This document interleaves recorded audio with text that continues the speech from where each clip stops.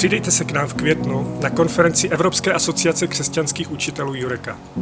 Celé 4 dny nebo jenom sobotu prožijete s kolegy, kteří v různých koutech Evropy zažívají stejné zápasy v našem poslání přinášet boží lásku a pravdu do škol. Tentokrát se potkáme u nás v České republice v hotelu Malenovice Křesťanské akademie mladých. Čeká nás bohatá nabídka mezinárodních řečníků, budete moci zažít modlitební prostor, který se organizuje ve škole, říkáme mu Oáza, a ve veřejných školách v mnoha zemích se osvědčil a teď ho pilotujeme v Česku. Pojďte se inspirovat, občerstvit, poznat nové kolegy a získat přátele na celý život.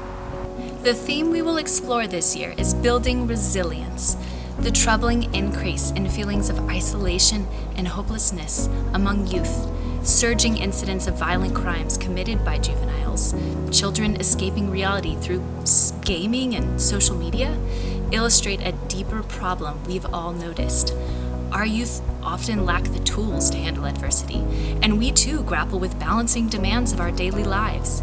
However, we firmly believe lasting hope is found in a life built in Christ. At the conference, we will explore strategies to strengthen our own resilience and equip the next generation with faith-based tools to conquer life's trials. Já chci mluvit o morální odolnosti. Morálně odolný člověk je ten, který odolává pokušení udělat něco, co by dělat neměl. Nebo slovy Komenského, je to člověk, který zná dobré, chce dobré a dělá dobré, a to, i když se nikdo nedívá. Zásadní otázka zní, jak se to učí, nebo dá se to vůbec naučit, dá se tohle u člověka nějak vypěstovat, kultivovat. Je morální odolnost učitelná? O tom chci mluvit. Nenechte si ujít tuto příležitost zažít hnutí mezi učiteli v Evropě.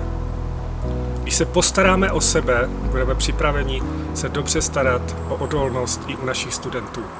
Registruj se ještě dnes, těším se na tebe.